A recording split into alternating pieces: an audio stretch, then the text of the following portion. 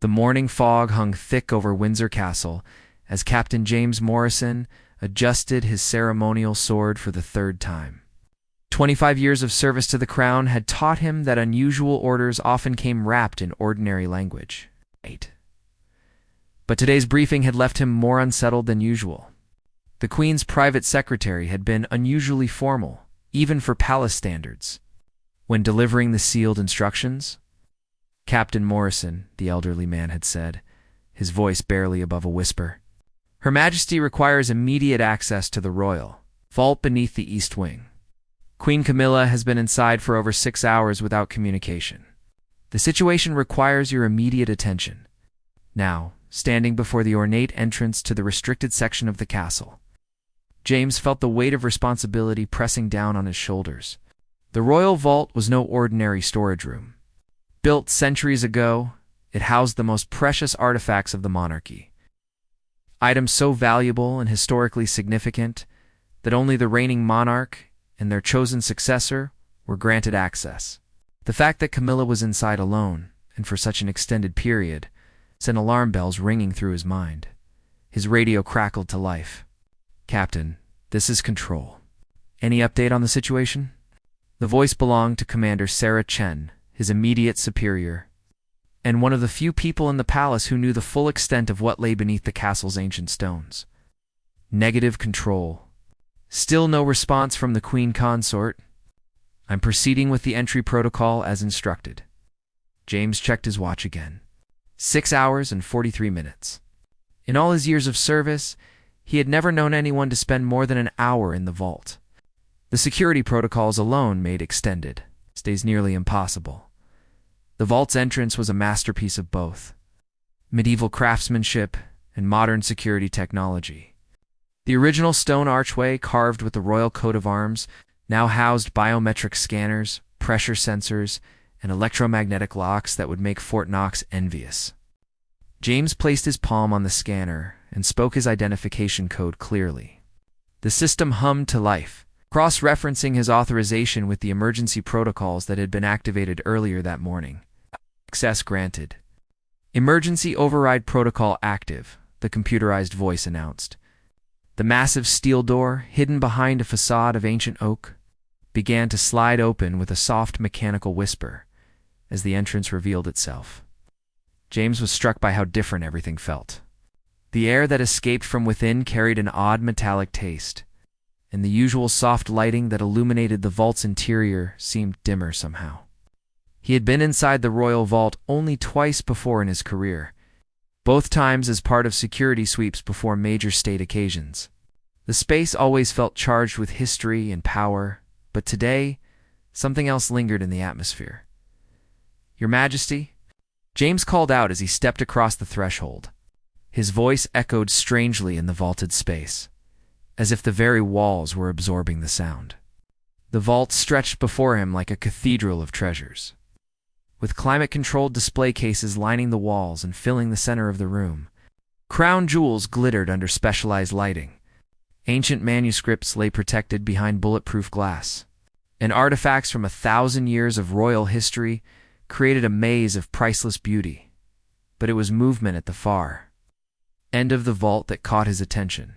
There, standing before the most secured display case in the entire collection, was Queen Camilla. She stood perfectly still, her back to the entrance, dressed in a simple black dress that seemed to absorb the light around her. In her hands, she held something that made James's blood run cold. The Queen's coronation blade was one of the most sacred and dangerous artifacts in the royal collection. Used in coronation ceremonies for over 8 centuries, the blade was said to hold the power to legitimize or delegitimize any claim to the throne. Legend claimed that the sword could only be wielded by the rightful monarch, and that in the wrong hands it would bring catastrophe upon the realm. "Your Majesty," James called again, louder this time, "I've been sent to check on your welfare. The palace staff is concerned about your extended stay in the vault." Camilla didn't turn around, but her voice carried clearly across the space. "Captain Morrison, isn't it? 25 years of loyal service. Decorated for bravery during the London Bridge incident. Married to Margaret, father of 2 daughters?" Her voice was calm. almost conversational. But there was something underneath it that made James's hand instinctively move toward his weapon. "Yes, Your Majesty. I'm here to ensure your safety. Perhaps you'd like to return to your quarters? The king has been asking about you." A soft laugh escaped from Camilla, but she still didn't turn around. "The king? Yes. Charles has always been concerned about my whereabouts. But tell me, Captain, in all your years of service, have you ever wondered about the true nature of power? About what it really means to wear the crown?" James felt sweat beginning to form on his forehead despite the vault's cool temperature. Protocol dictated that he should maintain respectful distance from any member of the royal family. But something about this situation was spiraling beyond normal parameters. The way Camilla held the blade, the strange quality in her voice, the very fact that she had somehow gained access to the most restricted artifact in the collection, all pointed to a crisis he wasn't prepared to handle. "Your Majesty, I'm not qualified to discuss such matters. My concern is purely for your safety and security. If you could please replace the artifact and accompany me back to the main palace, I'm sure any questions you have can be addressed by more appropriate personnel." Finally, Camilla began to turn around. As she moved, the blade caught the light, sending dancing reflections across the vault's walls like scattered stars. When she faced him fully, James saw that her expression was not what he had expected. There was no madness in her eyes, no sign of distress or confusion. Instead, she looked at him with a clarity that was almost frightening in its intensity. "Captain Morrison, I appreciate your dedication to duty. But I'm afraid the situation is far more complicated than your briefing indicated. You see, I didn't break into this vault.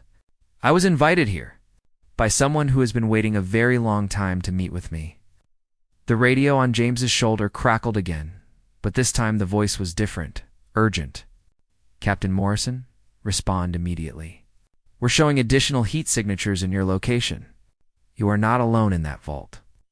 As the words sank in, James realized that the shadows around the vault's perimeter weren't just tricks of the lighting. They were moving. Royal Guard Story Part 2, James instinctively reached for his sidearm. But Camilla raised the coronation blade in a gesture that was both warning and invitation. The ancient steel seemed to pulse with its own inner light, casting strange patterns on the vault's walls that moved independently of any visible light source. "I wouldn't recommend that, Captain," came a voice from the shadows. An elderly woman stepped into the light. Oh, her appearance so sudden and silent that James wondered if she had been there all along. She was dressed in clothes that seemed to belong to another century, with a long dark coat that brushed the floor and silver hair pulled back in an elaborate bun. Most unsettling were her eyes, which held the weight of decades and seemed to see right through him. "Lady Margaret Thornfield," Camilla said, as if introducing an old friend at a garden party. "Captain Morrison, allow me to present the former keeper of the royal mysteries, a position that was officially dissolved in 1952, but never actually abandoned." James felt his training kick in despite the surreal nature of the situation. "Ma'am, I need to see identification and understand how you gained access to this secured area. This is a restricted zone with the highest level of security clearance required." Lady Thornfield smiled, and the expression transformed her stern features entirely. "My dear Captain, I've been coming to this vault since before you were born. I was here when they installed the first electronic locks, and I'll likely be here long after the current security system becomes obsolete. Some access rights transcend the paperwork your superiors file." "She's been waiting for me," Camilla explained, still holding the blade with reverent care. "Waiting for the right moment to share something that the royal family has kept hidden for generations. Something that changes everything we thought we knew about the monarchy." The radio crackled again with increasing urgency. "Captain Morrison, we're reading 3 heat signatures now. Additional security is being dispatched to your location. Confirm your status immediately." James lifted the radio to respond, but Lady Thornfield held up a hand. "I wouldn't answer just yet, Captain. Once you bring more people into this situation, certain protocols will activate that cannot be undone. Give us 5 minutes to explain, and then you can make an informed decision about how to proceed." Against every instinct of his training, James found himself hesitating. There was something about the old woman's demeanor that commanded respect. and Camilla seemed perfectly lucid and in control of herself. The Queen Consort was known for her practical nature and sharp intelligence. If she was standing here holding the coronation blade and listening to this mysterious woman, there had to be a compelling reason. 5 minutes, he agreed, but kept his hand near his weapon. Then I'm following protocol regardless of what you tell me. Lady Thornfield nodded approvingly. Very wise. Camilla, would you like to begin, or shall I? Camilla turned the blade slightly. James noticed for the first time that there were inscriptions along its length that seemed to shift and change as the light hit them. Captain, what do you know about the true history of the British monarchy? Not the sanitized version taught in schools or displayed in museums, but the real story of how power has been maintained for over 1,000 years. I know what I need to know to do my job, Your Majesty. I protect the royal family and maintain the security of their properties and persons. Admirable, Lady Thornfield interjected, but insufficient for what's about to unfold. The coronation blade you see Camilla holding is not just a ceremonial weapon. It's a key, Captain. A key to something that has been locked away beneath this very castle since the Norman conquest. James felt the hair on the back of his neck stand up. The vault suddenly seemed smaller, the air thicker. What kind of key? Camilla stepped closer, and he could see that her hands were trembling slightly as she held the blade. The kind that unlocks secrets that could destabilize governments, Captain. The kind that reveals why certain bloodlines have maintained power across centuries of war, plague, and revolution. The kind that explains how a small island nation became the center of a global empire that the sun never set upon. Every monarchy has its legends and mysteries, James said, trying to maintain his skeptical composure. But at the end of the day, power comes from the consent of the people and the strength of institutions. Lady Thornfield laughed, but there was no humor in it. Oh, my dear boy, if only it were that simple. Tell me, in all your years of service, have you never wondered why Windsor Castle was built precisely where it was? Why certain rooms are always kept locked, even from the highest security clearances? Why there are areas of the castle that don't appear on any architectural plans? Before James could answer, the blade in Camilla's hands began to emit a low humming sound, almost musical in its quality. The inscriptions along its length were definitely moving now, flowing like liquid mercury across the ancient steel. It's responding, Camilla whispered. Lady Thornfield, I think we're running out of time. The elderly woman moved with surprising speed to one of the display cases along the far wall. She pressed her hand against what appeared to be solid stone, and a section of the wall swung inward with a grinding sound that spoke of mechanisms unused for decades. Captain Morrison, Lady Thornfield called over her shoulder, I need you to make a choice right now.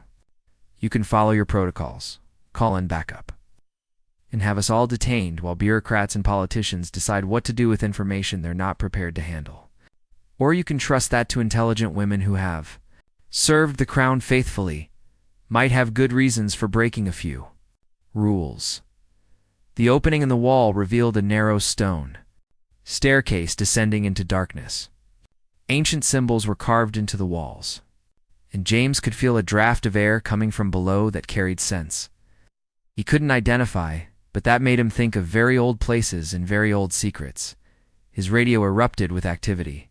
Captain Morrison, security teams are at the vault entrance. What's your status? We're prepared to override the locks and enter. 30 seconds, Captain, Camilla said, her voice urgent but calm. In 30 seconds, this opportunity disappears forever, and some very dangerous people will spend the rest of their lives trying to figure out what we were really doing here. They'll tear apart this castle stone by stone, and they'll never find what we're about to show you because they don't understand what they're looking for.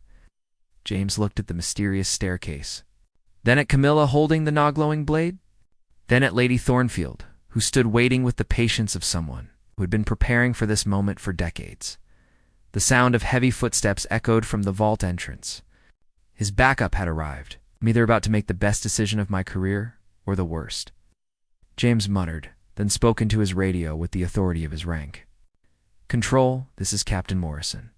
Situation is secure but complex. I need you to establish a perimeter and hold all personnel at the vault entrance. Do not repeat. Do not enter the vault until you receive further instructions from me. Captain. That's an order, Control.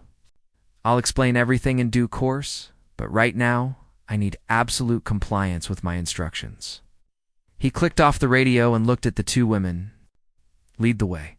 But understand that my duty to the crown comes above everything else. If what you're about to show me threatens the royal family or the stability of the realm, I won't hesitate to stop you." Lady Thornfield smiled again, and this time there was genuine warmth in it. "Captain Morrison, what we're about to show you has been protecting the royal family and the realm for nearly 1,000 years. The question is whether it can continue to do so, or whether the time has finally come to reveal the truth to the world."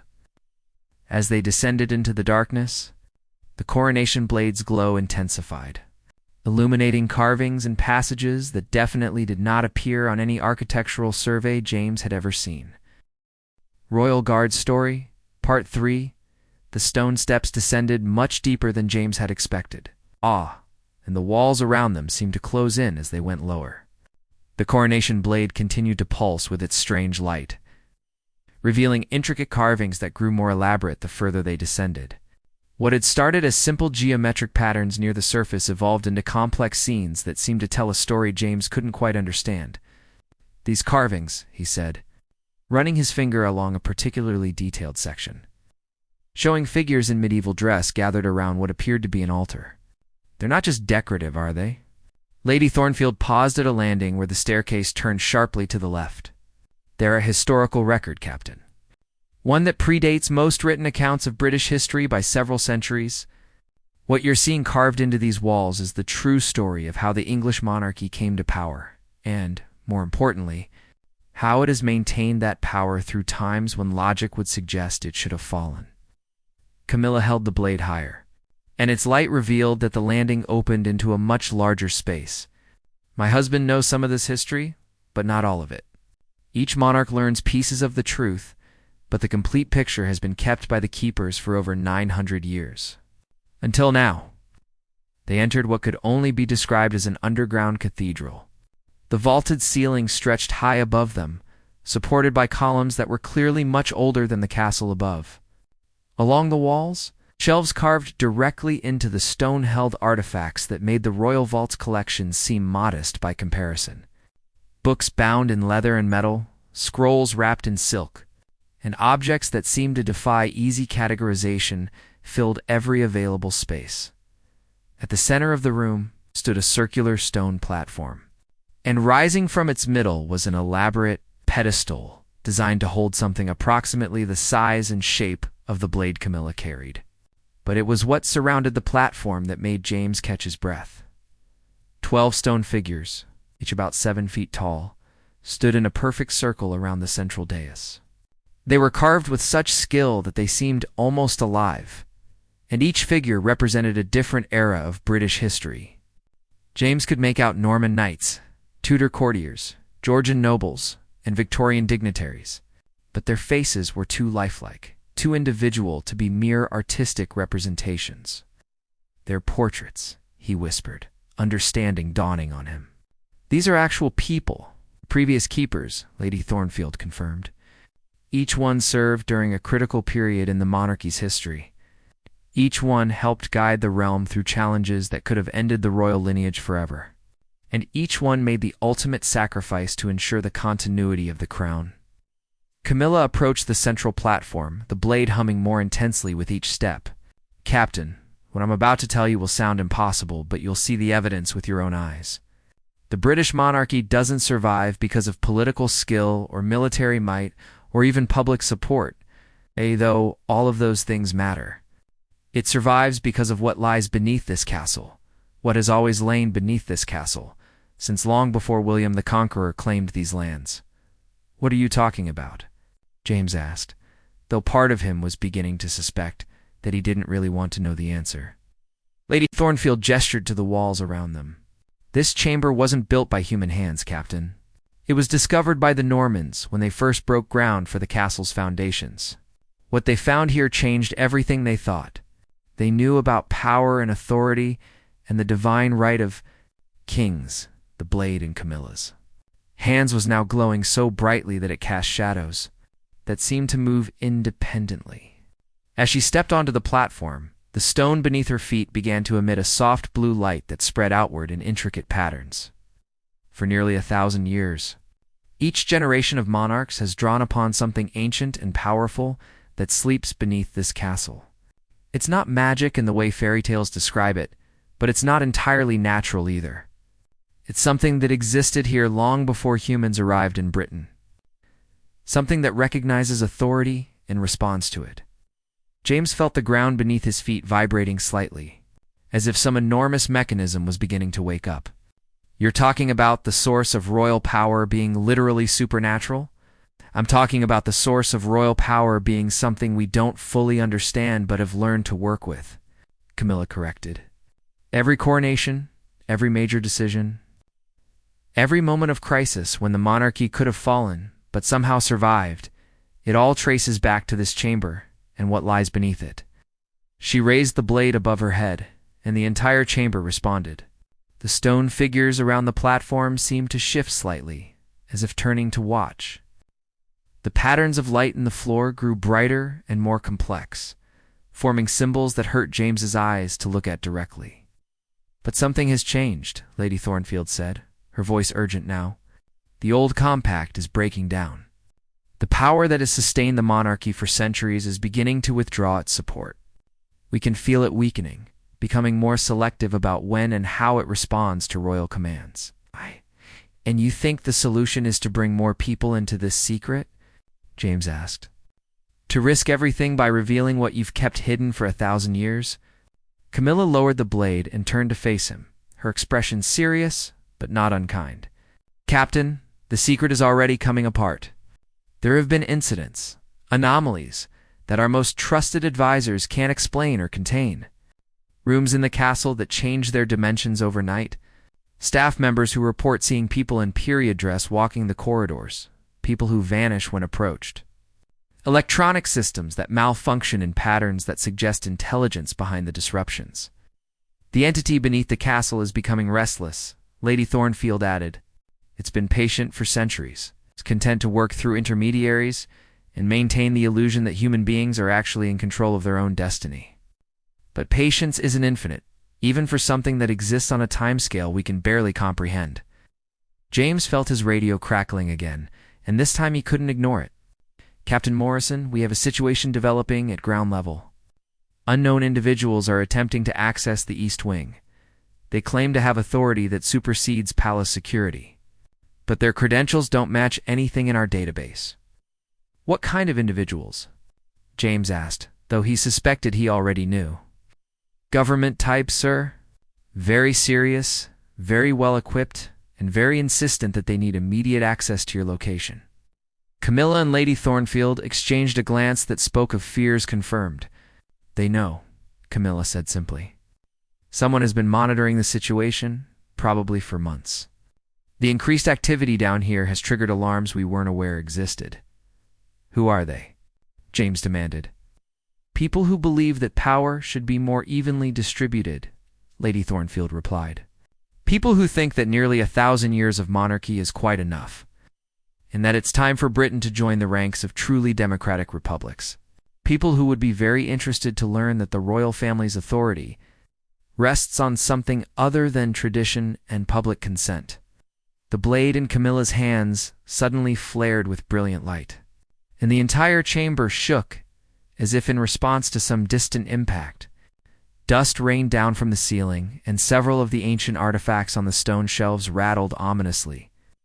They're trying to break into the vault, James realized, using explosives or heavy machinery. Which means we have perhaps 10 minutes before this location is compromised, Lady Thornfield said with remarkable calm. Camilla, you need to complete the ritual now, or we'll lose our chance entirely. What ritual? James asked, but as soon as the words left his mouth, he understood what was happening.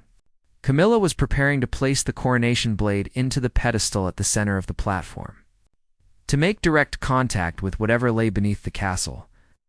Once that blade touches the pedestal, he said, there's no going back, is there? No, Camilla agreed. But Captain, the alternative is watching everything collapse anyway. At least this way, we maintain some control over how the truth comes out. The chamber shook again, more violently this time, and James could hear the distant sound of machinery grinding through stone and steel. His radio erupted with confused chatter as security teams above tried to coordinate their response to what they clearly didn't understand. "Captain Morrison," came Commander Chen's voice. "Tight with stress, we have multiple breaches in the East Wing. Unknown parties have gained access to restricted areas using equipment and authorization codes that shouldn't exist. I need you to secure whatever you're protecting down there and prepare for immediate extraction." James looked at Camilla, who was now standing directly in front of the pedestal with the coronation blade raised in both hands. The weapon's glow had become so intense that it was difficult to look at directly, and the patterns of light spreading across the chamber floor were beginning to pulse in rhythm with something that sounded almost like a heartbeat. "Your Majesty," he said, "if you're going to do something, it needs to be now." Lady Thornfield moved to one of the stone shelves and began pulling down ancient texts, handling them with practiced efficiency, despite their obvious age and fragility. "Captain, I need you to understand what's about to happen. When Camilla places that blade into the pedestal, she's not just accessing the power beneath the castle. She's entering into direct communication with an intelligence that has been guiding human affairs for longer than recorded history. And that intelligence might not be happy about being disturbed," James guessed. "It's been trying to communicate for months," Camilla said, her voice strained with concentration as she fought to keep the blade steady. "The incidents I mentioned, the anomalies throughout the castle, they're not random. They're attempts to get our attention, to warn us about something." Another explosion echoed from above, and this time pieces of the ceiling began to fall. James activated his radio with growing urgency. "Control, this is Morrison. Whatever's happening up there, you need to contain it. No one gets through to this location under any circumstances, sir. I don't think we can stop them. They have equipment we've never seen before, and they seem to know exactly where they're going. Some kind of scanning technology that's mapping the castle's internal structure in real time." James cursed under his breath. Advanced scanning equipment would eventually locate this chamber, no matter how well it had been hidden over the centuries. "How long do we have?" "Maybe 5 minutes before they find whatever access route you used." Lady Thornfield looked up from her frantic gathering of documents. "That's enough time, if Camilla acts now. But Captain, once this process begins, you're going to see and hear things that will challenge everything you believe about reality. I need to know that you're prepared for that." "I stopped being prepared for anything about 20 minutes ago," James replied. "Just tell me what you need me to do." Camilla took a deep breath and began to lower the blade toward the pedestal. As it approached the specially carved depression at the top, the entire chamber filled with a sound that was part musical harmony, part mechanical hum, and part something else entirely that seemed to bypass his ears and resonate directly in his bones. The moment the blade makes contact, Lady Thornfield called over the growing noise. Everything changes. The entity beneath the castle will be able to communicate directly with us, but it will also become aware of the immediate threat to its privacy. It won't react well to the intrusion. The coronation blade touched the pedestal with a sound like a bell tolling underwater. The chamber instantly filled with blinding light, and James felt something that could only be described as a presence pressing against his mind. It wasn't hostile, exactly, but it was so vast and alien that his human consciousness could barely process its edges. Images flooded his awareness. He saw the same chamber as it had existed centuries ago, filled with robed figures who chanted in languages that predated English. He saw Norman knights kneeling before the pedestal while something invisible whispered instructions about conquest and consolidation. He saw Tudor monarchs drawing upon ancient wisdom to navigate religious upheavals that could have torn the kingdom apart, but he also saw something else. A growing awareness within the entity that the world above was changing to, quickly, for its ancient methods to remain effective. Democratic movements, global communications, scientific advancement that made old-fashioned notions of divine authority harder to maintain. The intelligence beneath the castle was struggling to adapt to a reality where power could no longer be exercised through mystique and tradition alone. "It's been trying to tell us." Camilla's voice reached him through the overwhelming sensory input. Though she seemed to be speaking from very far away. The old compact isn't sustainable. The world has evolved beyond what it was designed to handle. James forced himself to focus on the immediate situation. The presence in his mind was communicating something urgent about the people breaking into the castle above them. Not just government agents, he realized with growing alarm, but representatives of other intelligences. Other ancient powers that had remained hidden in other parts of the world, powers that were no longer content to work through human intermediaries. "Lady Thornfield," he managed to say, "though speaking required enormous effort, the people upstairs aren't just trying to expose royal secrets. They're trying to claim this place for something else." The elderly woman nodded grimly, still gathering documents with mechanical precision. "We suspected as much. The entity has been warning us about incursions from other sources of power. Other ancient intelligences that want to establish their own control over human affairs. They've been patient for centuries, but recent global instability has made them more aggressive." The chamber shook again, and this time the sound of approaching footsteps echoed down the stone staircase. Their pursuers had found the hidden entrance. "Camilla," Lady Thornfield called urgently, "you need to complete the connection now. Give it permission to act directly."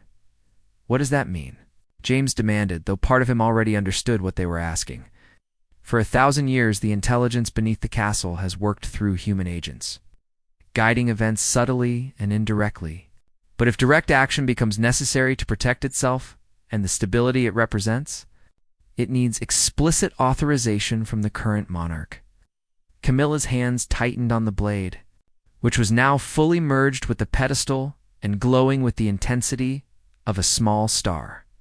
"I give you permission to defend yourself and those under your protection by whatever means you judge necessary." The response was immediate and overwhelming. The entire castle shuddered as something vast and powerful stirred to full consciousness for the first time in centuries. James felt the presence expanding outward, flowing through the stones and mortar of Windsor Castle like water through a sponge, assessing every room, every corridor, every person within its boundaries. The footsteps on the staircase suddenly stopped. "Control," James said into his radio. "Report status of the intruders." The response came after a long pause, and Commander Chen's voice sounded confused and slightly frightened. "Sir, this is going to sound impossible, but they've just stopped. All of them. They're standing perfectly still throughout the castle, like statues. Their breathing and their vital signs are normal, but they won't respond to any stimuli. The entity is evaluating them," Lady Thornfield explained, "determining which ones represent genuine threats and which ones are just following orders they don't understand." Camilla was receiving direct communication from the intelligence, and her expression grew increasingly troubled as the exchange continued. Finally, she looked up at James and Lady Thornfield with fear in her eyes. "It says the situation is worse than we realized. The other powers aren't just trying to claim this location. They're coordinating a global effort to overthrow all existing governmental structures and establish direct rule by ancient intelligences." This was supposed to be the first step in a much larger plan. "And now?" James asked. "Now it's decided that subtlety is no longer an option." Royal Guard Story Part 5. The chamber fell into an eerie silence as the presence beneath the castle expanded its influence throughout Windsor and beyond. James could feel it through the stone floor, through the air itself, a vast intelligence awakening from centuries of patient dormancy to confront a threat it had never faced before. "Captain?" His radio crackled with Commander Chen's increasingly bewildered voice. "We're getting reports from London, Edinburgh, Cardiff, and Belfast. Government buildings, military installations, and historical sites throughout the kingdom are experiencing simultaneous power fluctuations and communication disruptions. Whatever's happening at your location seems to be spreading." Lady Thornfield looked up from the ancient texts she had been consulting, her face pale but determined. "It's activating dormant sites throughout Britain. Every location where royal authority has been formally established, every castle and palace and official residence. They're all connected through the same network that we've just awakened here." Camilla still stood with her hands on the coronation blade, her connection to the entity growing stronger with each passing moment. Through that link, Information flowed that changed her understanding of everything she had believed about the monarchy and its role in the world. "James," she said, using his first name for the first time, "I need you to contact your superiors and deliver a message. But I need you to understand that once you relay this information, there will be no going back to the way things were before. Your Majesty, at this point I don't think that was ever an option." She nodded, accepting the truth of his words. "The entity is showing me things, not just about Britain, but about similar arrangements that exist in other countries, ancient powers that have guided human civilization from the shadows, each one believing that its approach to governance and social order is the correct one." "You're talking about other royal families? Other monarchies?" "I'm talking about something much broader than that.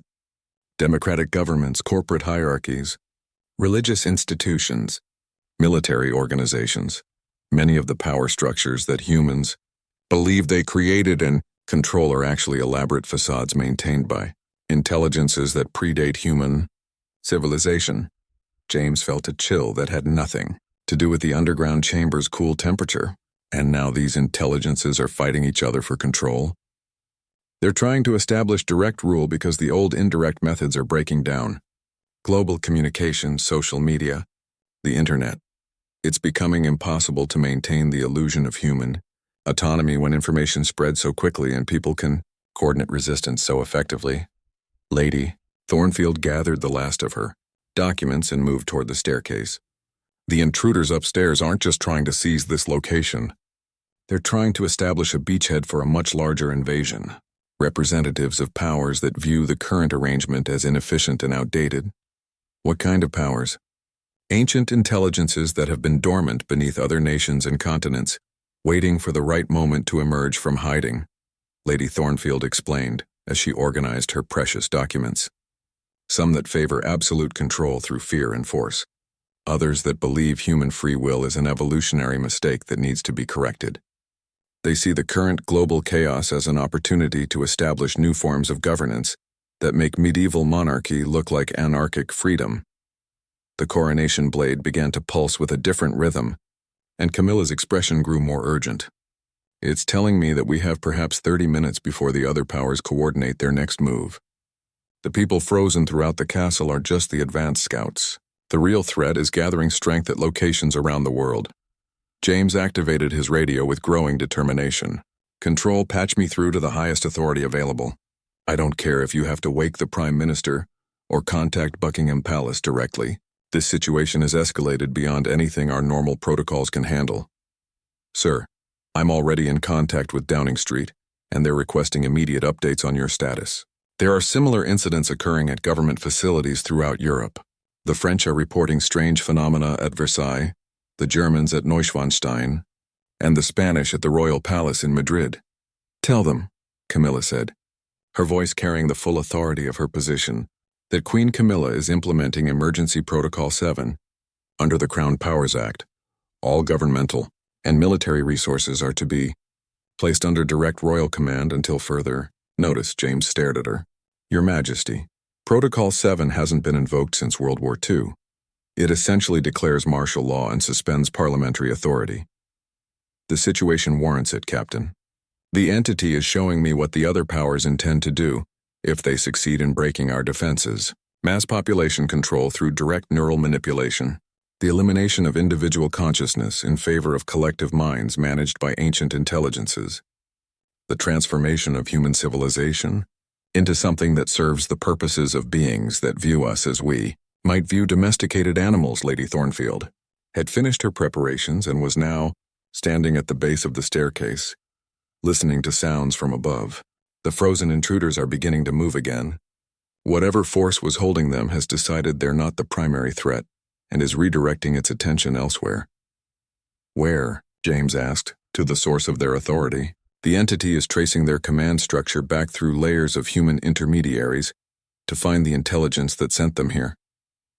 She paused, tilting her head, as if listening to something only she could hear. "It's found 3 primary nexus points. One beneath the Pentagon in Washington, one beneath the Kremlin in Moscow, and one beneath what appears to be a corporate headquarters in Geneva."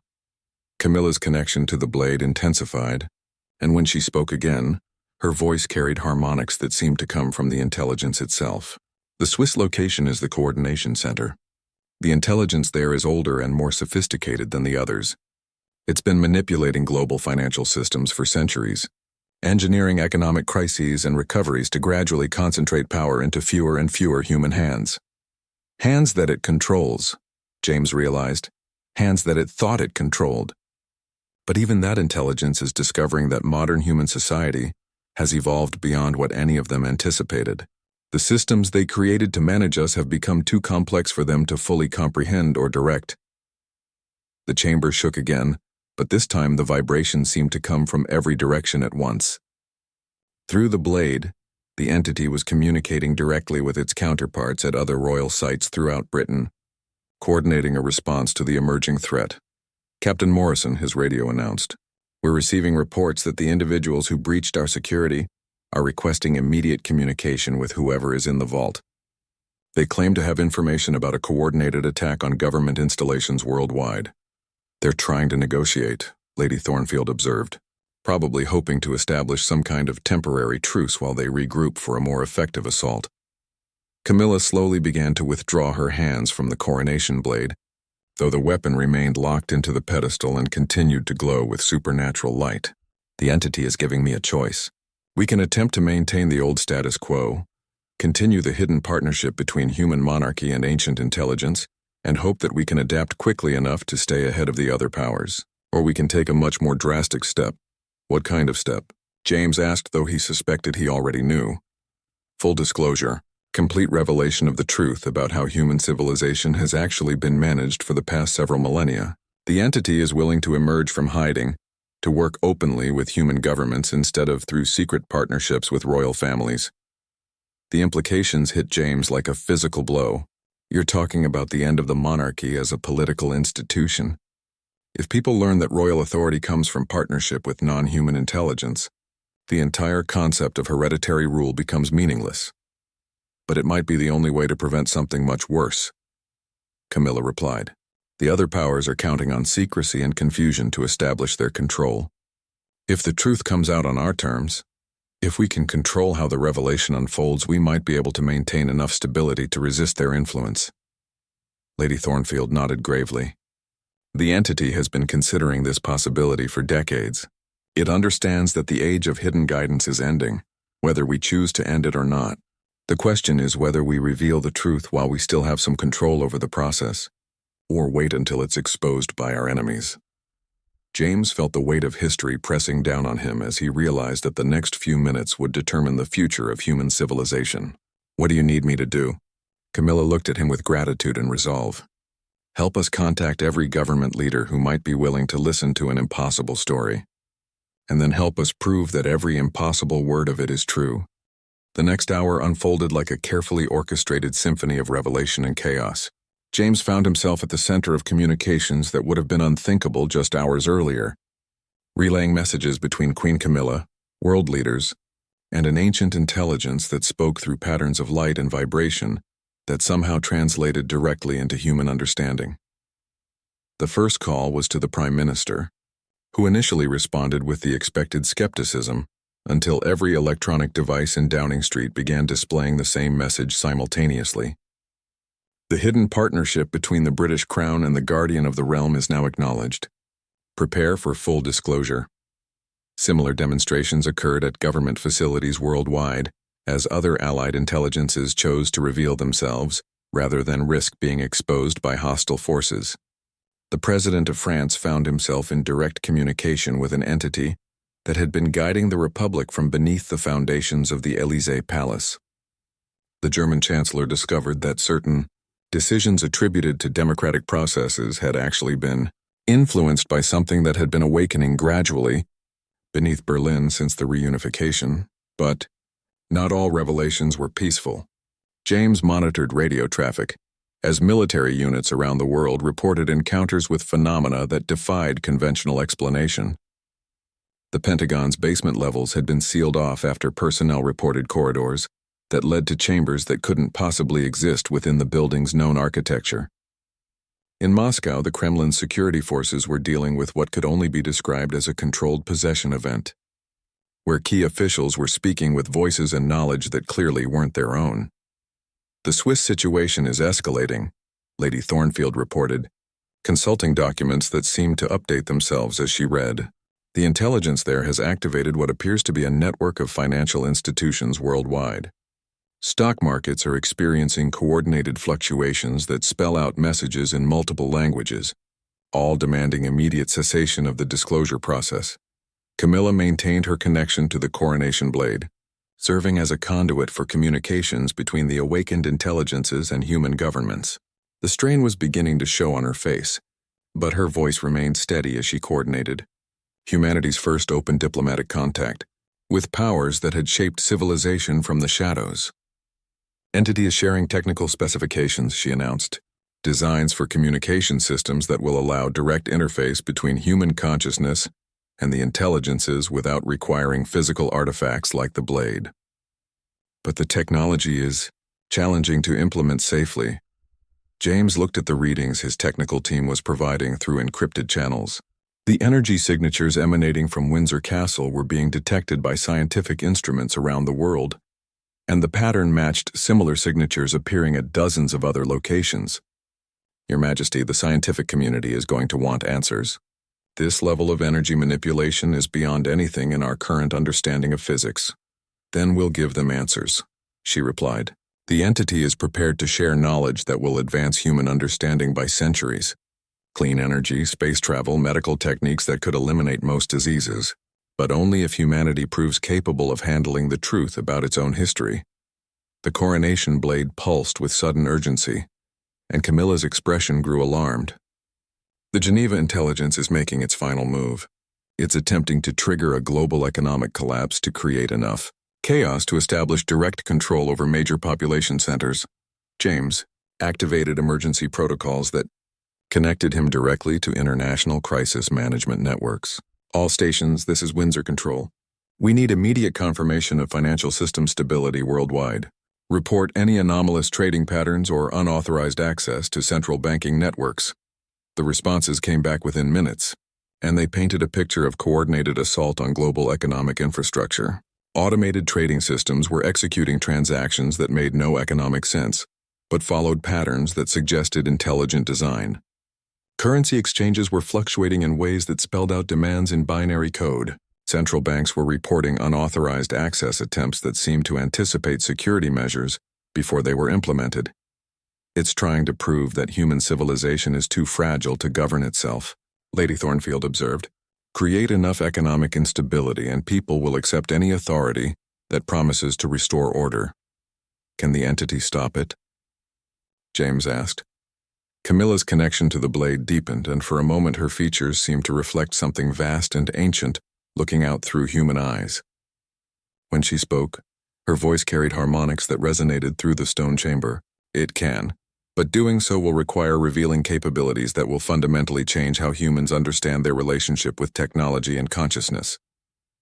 "What do you mean?" "The global financial system, the internet, satellite communications, even the electrical grid, they're all more connected than humans realize. The intelligences have been using these networks for centuries, guiding information flow and energy distribution in subtle ways. To stop the Geneva attack, the entity will need to take direct control of these systems, and that control will be visible to every human on Earth." James felt the magnitude of the moment settling on his shoulders like a physical weight. "You're talking about the end of the illusion that humans control their own technology. We're talking about the beginning of a partnership that should have been open from the start," Camilla corrected. "The entity is offering to share control rather than take it, to work with human governments instead of through them, but it needs authorization from legitimate human authority to act on this scale. And as Queen Consort, you have that authority? As the current representative of a 1,000-year partnership between the Crown and the Guardian of the Realm, I have the authority to evolve that partnership into something new." She looked at James with determination that reminded him why she had been chosen to marry into the royal family. "Captain Morrison, I need you to witness and record what I'm about to do. For legal and historical purposes, someone needs to document that this decision was made by humans, of our own free will, with full understanding of the consequences."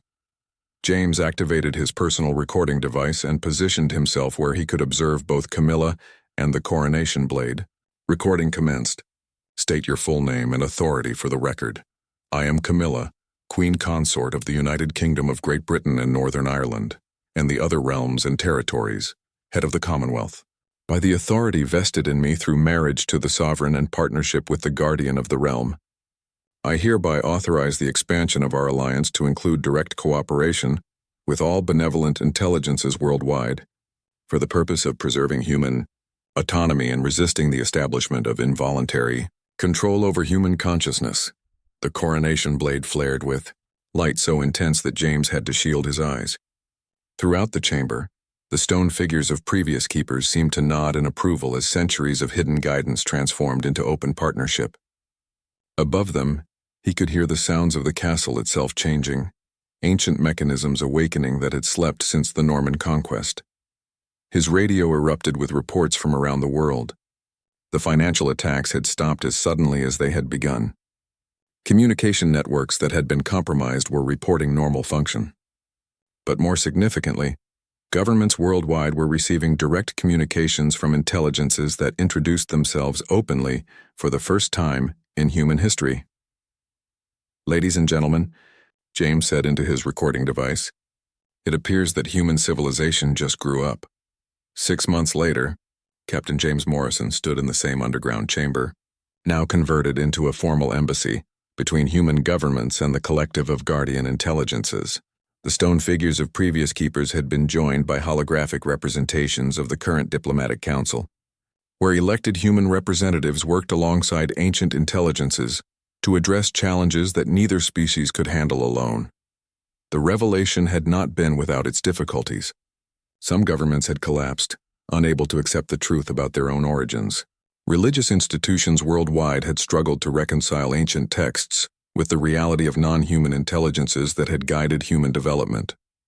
Economic systems had required complete restructuring as the hidden manipulation of centuries was revealed and replaced with transparent cooperation.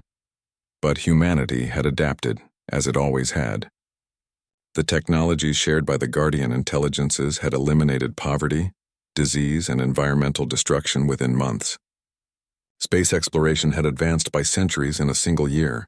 Most importantly, the other hostile intelligences had withdrawn their influence rather than face unified resistance from the Human Guardian Alliance. Camilla, now bearing the formal title of First Human Ambassador to the Collective, still visited the chamber regularly. The coronation blade remained in its pedestal, no longer a secret key but a symbol of partnership between species separated by millions of years of evolution but united by the Dazai.